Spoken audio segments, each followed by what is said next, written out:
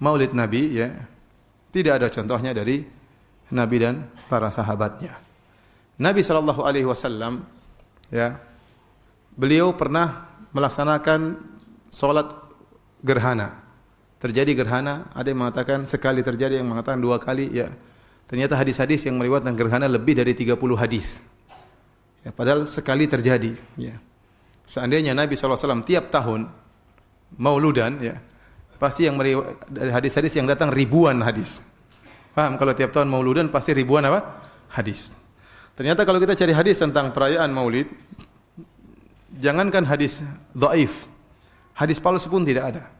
Hadis palsu pun tidak ada yang menjelaskan Nabi pernah bermaulid, apalagi hadis yang sahih. Ini yang pertama. Yang kedua, Al-Imam Malik rahimahullahu taala, beliau punya pendalilan di antaranya, beliau berdalil dengan amalan penduduk kota Madinah, dan ini Imam Malik bersendirian.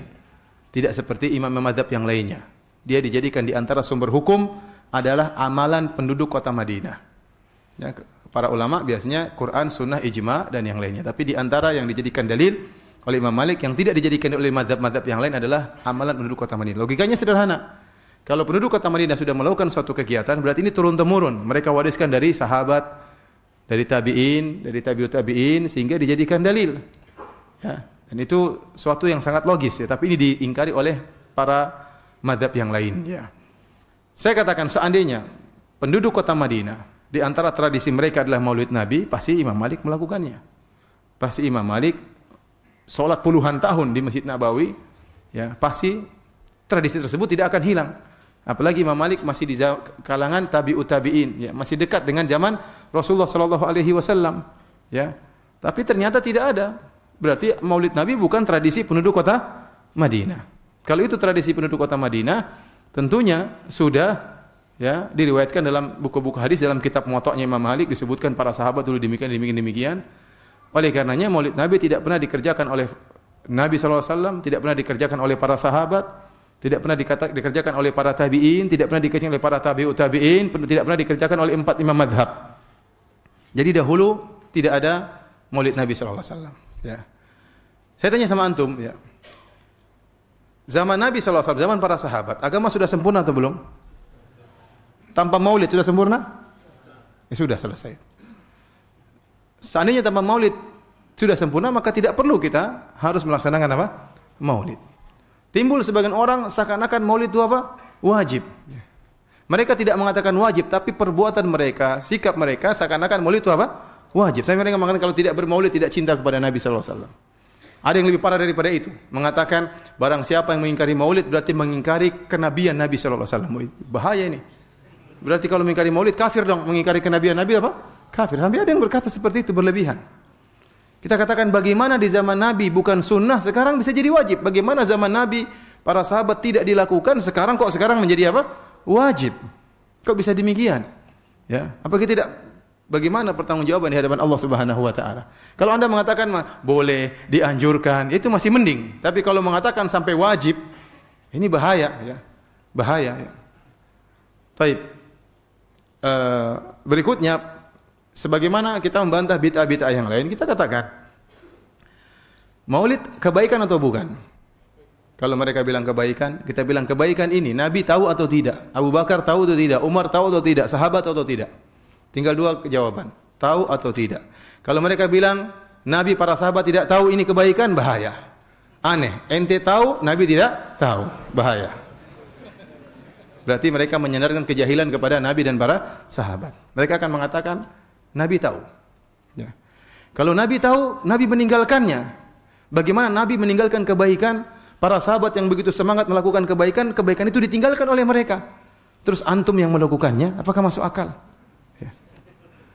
Lebih semangat mana beramal soleh? Nabi dan para sahabat atau antum? Nabi dan para sahabat, para tabi'in, para tabi'ut tabi'in.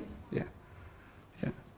Oleh karena para hadirin Allah Subhanahu wa taala, yang benar Maulid adalah perkara yang bid'ah, tidak pernah dikenal oleh para sahabat dan para a'immah ya. Makanya kalau ada yang mengerjakan sekarang, kita bilang ini perkara bid'ah. Dan ini yang dipilih oleh Al-Imam Syaukani rahimahullahu taala dalam kitabnya Risalatun fil Maulid. Risalah tentang hukum Maulid. Risalah fi hukmil Maulid kalau enggak salah.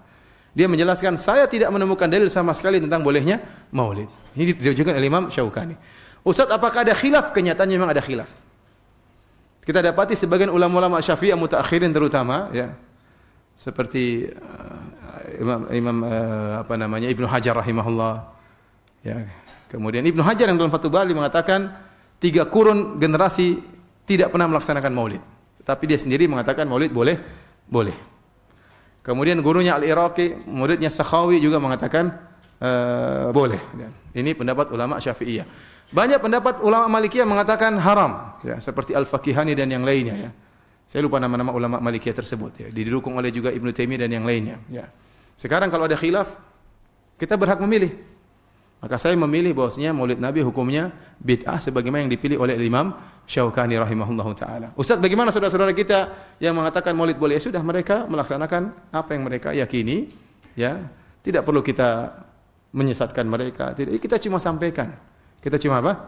Sampaikan bahwasanya itu tidak pernah dikerjakan di zaman Nabi dan para sahabatnya, dan agama sudah sempurna tanpa acara tersebut, ya. Agama sudah sempurna tanpa acara tersebut. Dan kita katakan cara maulid yang benar yang diajarkan oleh Nabi sallallahu alaihi wasallam adalah puasa setiap hari Senin. Dalam Sahih Muslim, Rasulullah SAW ditanya, wa su'ila an siyami yaumil itsnain. Nabi ditanya tentang puasa hari Senin. Maka Nabi mengatakan, dzaka yaumun wulidtu fihi. Itu adalah hari di mana aku dilahirkan. Jadi Nabi mengagungkan hari kelahirannya. Tetapi cara pengagungannya dengan apa? Dengan berpuasa setiap hari Senin, setiap pekan. Saya ingatkan para ikhwan, tidak perlu kita ributkan masalah ini. Kalau ada yang mengatakan maulid sunnah, ya sudahlah, biarin mereka lakukan. Ya, kita katakan tidak sunnah, karena sunnah adalah hukum fikih. Ya, kalau bilang sunnah, mana dalilnya? Ya. Bagaimana Anda mengatakan sunnah sementara tidak pernah dikerjakan oleh Nabi dan para sahabatnya? Apalagi sampai pada derajat wajib. Ya, dari mana dalilnya? Ya, saya tidak berani mengatakan demikian. Karena mereka sampai saya mengatakan, mereka mungkin tidak mengatakan wajib, tapi pernyataan mereka seakan-akan hukumnya wajib. Mereka mengatakan kalau tidak bermaulid tidak cinta kepada Nabi. Itu berarti kan apa? Berarti seakan-akan wajib. Tapi para sahabat yang tidak bermaulid, apakah mereka tidak cinta kepada Nabi sallallahu alaihi wasallam? Mereka sangat cinta kepada Nabi. Namun mereka mengungkapkan cinta tidak seperti dengan apa yang mereka tidak mengungkapkan cinta dengan perkara yang tidak diajarkan oleh Nabi.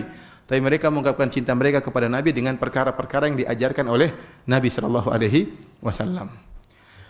Jadi ikhwan dan akhwat yang dirahmati Allah Subhanahu wa taala, ya, ini yang kita sampaikan dan tidak perlu kita ributkan dengan saudara-saudara kita yang mungkin mereka tidak paham, ya, masing-masing berjalan dengan yang mereka yakini, tapi kita yakini bahwasanya maulid adalah bid'ah, tidak perlu kita sesatkan mereka karena ini bid'ah berkaitan dengan amalan, bukan dengan akidah.